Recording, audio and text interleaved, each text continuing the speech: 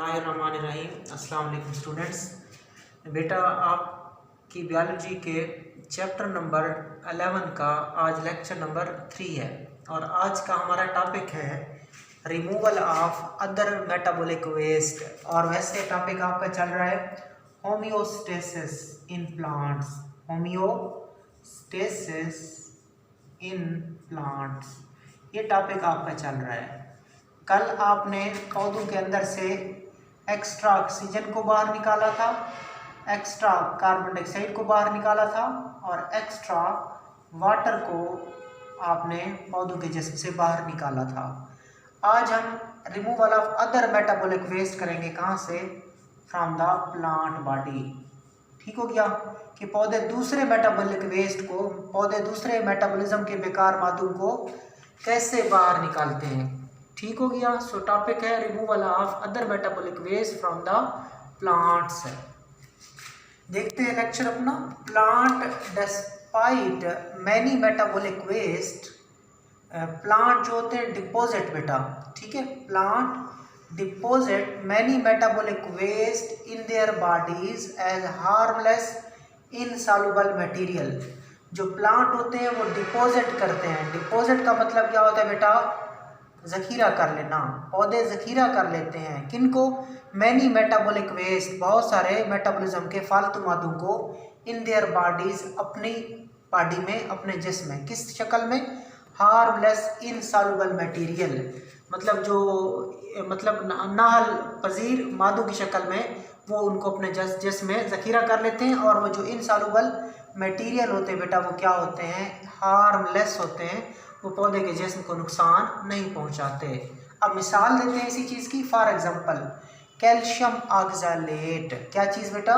Calcium oxalate is deposited in the form of crystal. मिसाल के तौर पर कैल्शियम ऑक्सलेट को क्रिस्टल की शक्ल में जमा किया जाता है, ज़ख़ीरा किया जाता है। किसके अंदर? In the leaves and in the stems. पत्ते में और तन्ने में क्या किया जाता है? कैल्शियम ऑक्सलेट को कलमों की शक्ल में, क्रिस्टल की शक्ल में ज़ख़ीरा किया जाता है। ऑफ मैनी प्लांट, बहुत सारे पौधों में, सच एज टोमेटो, या एग्जाम्पल इज टोमेटो। सो आपने इस पैराग्राफ में क्या सीखा बेटा? आपने कहा कि जो पौधे होते हैं वो बहुत सारे मेटाबॉलिज्म के बेकार मादों को अपने जिस्म के अंदर नाहल पजीर मादों की शक्ल में ज़ख़ीरा कर लेते हैं और वो जो मादे होते हैं उनके जिस्म के लिए ख़तरनाक नहीं होते। मिसाल के तौर पर कैल्शियम ऑक्सलेट जो है वो बहुत सारे पौधों के पत्तों में और बहुत सारे पौधों के तन्नों में कलमों की शक्ल में क्या हो जाता है? ज़ख़ीरा हो जाता है। कौन से पौधे? टमाटर का पौधा। मिसाल के तौर पर ये बेटा टोमेटो का प्लांट है और ये टोमेटो का क्या हो गया? स्टेम हो गया बेटा, और ये क्या हो गया? उसका लीव। तो कैल्शियम ऑक्सलेट को ये यहाँ पे भी स्टोर कर सकता है क्रिस्टल की शक्ल में, और स्टेम में भी क्रिस्टल की शक्ल में कैल्शियम ऑक्सलेट को स्टोर कर सकता है। सो आपसे ये पूछा जाएगा कि टोमेटो जो प्लांट होता है अपने लीव्स में और अपने स्टेम में किसको इकट्ठा कर लेता है? कैल्शियम ऑक्सलेट को। Plant deposit many metabolic waste in their bodies as harmless insoluble material. For example, calcium oxalate is deposited in the form of crystal in the leaves and in the stem of many plants such as tomato. आगे देखते हैं। In trees which shed their leaves yearly, वो पौधे जो हर साल अपने पत्ते क्या करते हैं बेटा? गिराते हैं। Excretive product are removed from the body during leaf fall. तो जो फालतू मादे होते हैं वो उनके पत्तों में होते हैं। तो लीफ जैसे ही गिर जाते हैं, पत्ते जैसे ही गिर जाते हैं, जो फालतू मादे उन पत्तों के अंदर मौजूद थे वो भी पौधे के जिस्म से बाहर चले जाते हैं। ये इंपॉर्टेंट है। अब जो मैं आपको बताने लगा हूँ, other metabolic waste that are removed by some plant are reasons. इसके अलावा कुछ और मेटाबॉलिक वेस्ट होते हैं जिनमें एक है रीजन बेटा, रीजन्स। अब रीजन किन पौधों का मेटाबॉलिक वेस्ट है? कोनीफेरस ट्रीज का, कोनीफर दरख्त, कोनीफर दरख्त। क्यों कहते हैं? क्योंकि इन पौधों के पास क्या होते हैं? कोन्स होती हैं। सो रीजन एक फालतू प्रोडक्ट है बेटा। रीजन एक मेटाबॉलिक वेस्ट है। रीजन जो है ये एक फालतू प्रोडक्ट है। किस पौधे का? कोनीफेरस ट्री का। इसके अलावा दूसरा हम मेटाबॉलिक वेस्ट देखते हैं बेटा, गम्स। कौन सा पौधा खारिज करता है गम्स को? गम्स बाय कीकर। जो कीकर का पौधा होता है बेटा वो गम्स खारिज करता है। इसका तीसरा मेटाबॉलिक वेस्ट है लेटेक्स। और लेटेक्स किस पौधे से खारिज होता है? रबर प्लांट से। रबड़ का जो पौधा होता है बेटा वो क्या खारिज करता है? लेटेक्स। और म्यूसिलेज चौथा वेस्ट प्रोडक्ट है, ये कौन खारिज करता है? By carnivorous plant. बेटा कार्निवोरस प्लांट वो होते हैं जो दूसरे एनिमल को खाते हैं, या सिंपल लफ्ज़ों में स्मॉल इंसेक्ट्स को खाते हैं। उनको इंसेक्टिवोरस प्लांट भी बोलते हैं, चूँकि इंसेक्ट या जानवर उसको खा रहे हैं तो उनको किस पर मुश्तमिल होते हैं? गोश्त पर, लिहाजा इनको गोश्तखोर पौधे भी कहते हैं। ठीक है बेटा। सो कुछ पौधे छोटे जानवरों को, इंसेक्ट्स को खाते हैं, उनको हम इंसेक्टिवोरस प्लांट या कार्निवोरस प्लांट कहते हैं। और हमें पता है वो क्यों खाते हैं? अपने नाइट्रोजन की कमी को पूरा करने के लिए। सो म्यूसिलेज एक वेस्ट है। म्यूसिलेज क्या है बेटा? वेट है। किस पौधे से खारिज होता है? कार्निवोरस के पौधे से। एंड लेडी फिंगर, भिंडी तूरी। लेडी फिंगर किसको बोलते हैं? भिंडी तूरी। जब हम भिंडी मतलब जो होती है बेटा या तूरी जो होती है उनको काटते हैं तो उनसे एक सिक्रीशन निकलती है, वही सिक्रीशन बेसिकली क्या है? म्यूसिलेज है। तो देख ले दोबारा, आपने कहा कि in trees which shed their leaves early excretive product are removed from the body during leaf fall. वो पौधे जो सालाना अपने पत्ते गिराते हैं, जो फालतू मादे होते हैं उनके पत्तों के गिरने से पौधे के जिस्म से बाहर चले जाते हैं। दूसरे बेकार मादे जो पौधे खारिज करते हैं उनमें रीज़न है। रीज़न को कोनिफेरस ट्री खारिज करते हैं, गम्स को कीकर का पौधा खारिज करता है, लेटेक्स को रबर का पौधा खारिज करता है, और म्यूसिलेज को कार्निवोरस और लेडी फिंगर के पौधे खारिज करते हैं। सो सम other waste material that are removed by the some plant are reasons by coniferous trees, gums by kikar, latex by rubber plant and mucilage by carnivorous and ladyfinger plant। इसको मैंने इधर भी लिख दिया बेटा। ये ऊपर किसका नाम है? प्लांट। ये वेस्ट है, ये वेस्ट का नाम है। ये क्या है बेटा? वेस्ट। और ये क्या है? प्लांट्स है। सो कौन सा वेस्ट किस पौधे में बनता है, या कौन सा पौधा कौन सा वेस्ट बनाता है? आपने इन एमसीक्यूज को दोनों तरीकों से करना है। पूछेंगे कि कोनिफेरस ट्री क्या खारिज करता है? रीज़न। या कहेंगे रीज़न किस पौधे का एक्सक्रीटिव प्रोडक्ट है? आप कहेंगे कोनिफेरस ट्रीज। सो तो आपने एमसीक्यूज को दोनों साइडों से करना है।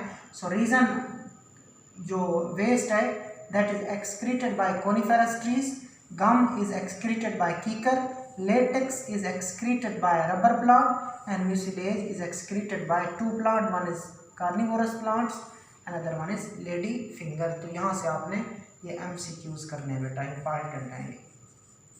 ठीक हो गया। तो अब और भी एक इंफॉर्मेशन देख लेते हैं। The removal of the excretive product is a secondary function of the leaf fall.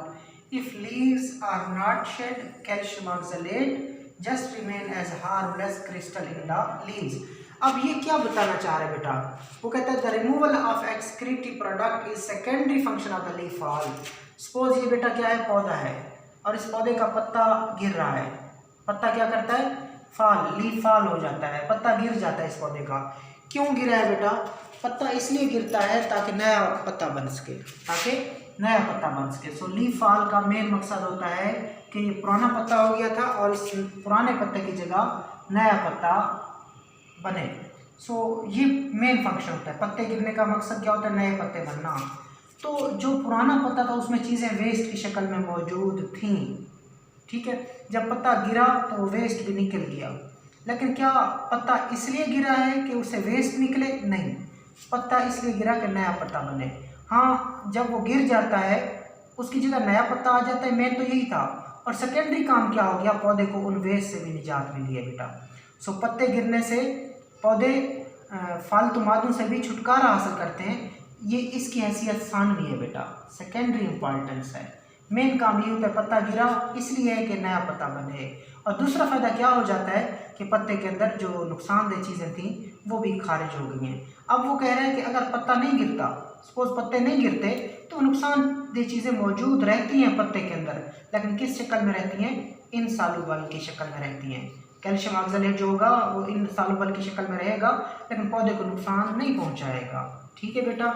सो आपने क्या सीखा, आपने कहा the removal of excretive product is a secondary function, कि पत्ते के गिरने से जो एक्सक्रीटिव प्रोडक्ट खारिज होते हैं वो एक सानवी हैसियत रखता है, किसकी, लीफ फॉल की, कि पत्ता गिरा उस एक्सक्रीटिव प्रोडक्ट क्या हो गए बेटा, रिमूव हो गए। इसकी हैसियत क्या है, सानवी फंक्शन है, सानवी हैसियत है, सेकेंडरी इंपॉर्टेंस है। मेन क्या है, पत्ता इसलिए गिरा कि नया पत्ता बने। If leaves are not shed, suppose अगर पत्ते नहीं गिरते तो क्या होगा, calcium oxalate just remain, calcium oxalate मौजूद रहेगा एज हार्मलेस क्रिस्टल, कि ऐसी क्रिस्टल की शक्ल में जो नुकसान नहीं पहुंचाएंगी, किसके अंदर, उनके लीव्स के अंदर मौजूद रहेगा। सो आगे बेटा बहुत इंपॉर्टेंट टॉपिक है, this is very important long question, थोड़ा सा आज देखेंगे, बाकी इसको नेक्स्ट लेक्चर में कवर करेंगे। सो इंपॉर्टेंट टॉपिक स्टार्ट हो रहा है। टॉपिक है आपका ऑस्मोटिक एडजस्टमेंट इन प्लांट। अब बेटा हम पौधों के अंदर क्या पढ़ने लगे हैं, हम पौधों के अंदर ऑस्मो रेगुलेशन पढ़ने लगे हैं। जो पिछला टॉपिक चल रहा था बेटा, ये ऊपर वाला, ये जो टॉपिक चल रहे थे, कार्बन डाइऑक्साइड को निकालना, ऑक्सीजन को निकालना, पानी को निकालना, दूसरे मेटाबॉलिक वेस्ट को निकालना, ये बेसिकली होम्योस्टेसिस में से क्या थी, ऑस्मो रेगुलेशन थी। क्या थी बेटा, ऑस्मो रेगुलेशन थी, किसके अंदर, प्लांट के अंदर। अब हम क्या देखने लगे बेटा, आई एम सॉरी बेटा, ये जो अभी आज आपने देखी ये एक्सक्रीशन थी, ये एक्सक्रीशन थी। अब हम देखने लगे पौधों के अंदर ऑस्मो रेगुलेशन। अब जो आज का आपका टॉपिक, उसमें आप क्या देखने लगे हो, पौधों के अंदर ऑस्मो रेगुलेशन। सो टॉपिक है आपका ऑस्मोटिक एडजस्टमेंट्स इन प्लांट, पौधों के अंदर ऑस्मोटिक मुताबिकतें, ठीक है, कि पौधे अपने जिस्म के अंदर पानी नमकियात का तवाज़ुन कैसे बरकरार रखते हैं। सो ऑस्मो रेगुलेशन इन प्लांट भी आप इसको कह सकते हो, या ऑस्मोटिक एडजस्टमेंट इन प्लांट भी कह सकते हो, पौधों के अंदर ऑस्मोटिक मुताबिकतें। तो टॉपिक स्टार्ट करते हैं। On the basis of available amount of water and salt plants are divided into 3 group. किस किस के लिहाज से बेटा, अवेलेबिलिटी ऑफ वाटर के लिहाज से और साल्ट के लिहाज से पौधों को कितने ग्रुप्स में तकसीम किया गया, 3 ग्रुप्स में। एक हाइड्रोफाइट, क्या बेटा, हाइड्रोफाइट, दूसरा जीरोफाइट, तीसरा हेलोफाइट। क्या क्या ग्रुप्स हैं, एक बेटा हाइड्रोफाइट है, जीरोफाइट है और हेलोफाइट है। So plants are divided into 3 groups, किस बेस के ऊपर, on the basis of available amount of water and salt, पानी की दस्तियाबी और नमकियात की दस्तियाबी के लिहाज से पौधों के 3 ग्रुप हैं, हाइड्रोफाइट, जीरोफाइट और हेलोफाइट। अब हम देखते हैं बेटा हाइड्रोफाइट। आज हम फर्स्ट ग्रुप देख लेंगे पौधों का, जो कि क्या होते हैं, हाइड्रोफाइट होते हैं बेटा। They are the plant which live completely और partially submerge in fresh water. Hydro का मतलब पानी होता है, हाइड्रो का मतलब क्या होता है, पानी, फाइट का मतलब पौधे, और हाइड्रो कौन सा पानी होता है बेटा, फ्रेश वाटर होता है। हाइड्रो क्या होता है, फ्रेश वाटर होता है, और फाइट का मतलब क्या होता है बेटा, पौधे। सो ये वो प्लांट हैं जो फ्रेश वाटर में रहते हैं। किस तरह रहते हैं ये देख लें। ये सपोज बेटा पानी है, ये सपोज क्या है बेटा, पानी है, ये पानी है सारा बेटा, वाटर है, और कौन सा वाटर है, फ्रेश वाटर। अब फ्रेश वाटर क्या होता है, याद रखिएगा बेटा, वो वाटर जिसमें साल्ट कम हो, वो वाटर जिसमें साल्ट नमकियात कम हो, वो फ्रेश वाटर है। कौन सा पानी, दरिया का पानी, नदी का पानी, झीलों का पानी, जोहड़ का पानी, वो फ्रेश वाटर होता है। जबकि दूसरा बेटा एक साल्टी वाटर भी होता है, मेरीन वाटर भी होता है, जिसमें नमकियात ज़्यादा होता है, समंदर का पानी। अब ये बेटा 2 पौधे में दिखाता हूँ। एक पौधा है, ये इसका कुछ हिस्सा पानी के ऊपर है, इसका कुछ हिस्सा पानी के ऊपर भी है और कुछ हिस्सा पानी के अंदर भी है। दूसरा पौधा है वो पानी के अंदर है सारा, दूसरा पौधा है वो सारा पानी के क्या है बेटा, अंदर है। सो इसको मैं कहूँगा कंप्लीटली सबमर्ज्ड प्लांट, पानी में मुकम्मल डूबा हुआ पौधा, और ये पानी में जुज़वी तौर पर डूबा हुआ पौधा है। और पानी कौन सा है, फ्रेश वाटर। सो ऐसे पौधे जो ताज़ा पानी में, ताज़ा पानी, हाइड्रोफाइट के लिए ताज़ा पानी आपने याद रखना है। कौन सा पानी, ताज़ा पानी। ऐसे पौधे जो ताज़ा पानी में मुकम्मल तौर पर या जुज़वी तौर पर डूबे होते हैं। ये मुकम्मल तौर पर डूबा हुआ है, ये आधा डूबा हुआ आधा डूबा हुआ नहीं है। सो ऐसे पौधे जो ताज़ा पानी में मुकम्मल तौर पर या जुज़वी तौर पर डूबे हुए हों, उन पौधों को हाइड्रोफाइट कहते हैं। इंग्लिश में क्या कहेंगे? They are the plants which live completely और partially submerged in the fresh water. जो मुकम्मल तौर पर, पार्शली जुज़वी तौर पर, सबमर्ज डूबे होते हैं in the fresh water. Definition आपने क्लियर की। They are the plant which live completely और partially submerge in the fresh water. ऐसे पौधे जो मुकम्मल तौर पर या जुज़वी तौर पर ताज़ा पानी में डूबे हों, उनको हाइड्रोफाइट कहते हैं। Such plant do not face problem of water shortage.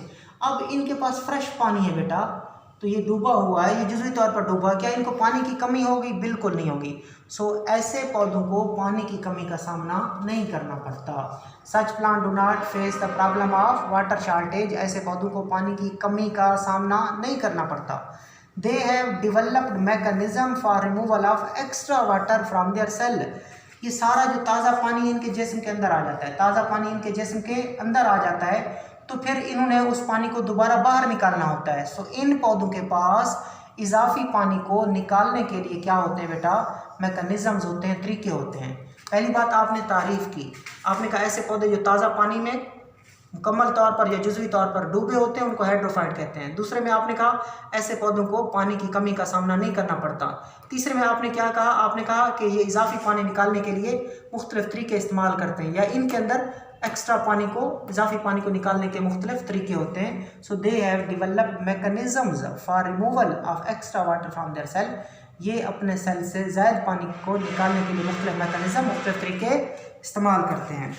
क्या तरीके हैं? आप हाइड्रोफाइट है ब्रॉड लीव्स। हाइड्रोफाइट के चौड़े पत्ते होते हैं, ब्रॉड लीव्स, चौड़े पत्ते होते हैं, with a large number of stomata on the upper surface. और अपर सरफेस के ऊपर बड़ी मिकदार में स्टोमेटा होते हैं। आपने कहा कि ये पानी को निकालते हैं, तो पानी को निकालने के लिए पत्तों का चौड़ा होना ज़रूरी है, स्टोमेटा का ज़्यादा होना ज़रूरी है, और स्टोमेटा का ऊपरी सतह पर अपर एपिडर्मिस में होना ज़रूरी है। This characteristic help them to remove extra water from their bodies. उसने कहा ये जो खसूसियत है इनकी, इनसे इनका इजाफी पानी निकल जाता है। कौन सी खसूसियत? पत्तों का चौड़ा होना, स्टोमेटा का बड़ी मिकदार में होना, और ऊपरी सतह के ऊपर होना, इससे इनका पानी निकल जाता है। अब मिसाल देखते हैं। The most common example of such plant is water lily. इनकी सबसे अहम मिसाल वाटर लिली का पौधा है, कमल का पौधा है बेटा। सो मैं इस टॉपिक को कवर कर रहा हूँ कि these are the plant which live completely और partially submerge in the fresh water. Such plant do not face the problem of water shortage. They have developed mechanism for the removal of extra water from their cell. Hydrophyte have broad leaf with large number of stomata on the upper surface. This characteristics means that characteristic, broad leaves and large number of stomata on the upper surface. This characteristic help them to remove extra amount of water. The most common example of hydrophyte is water lily, कमल का पौधा।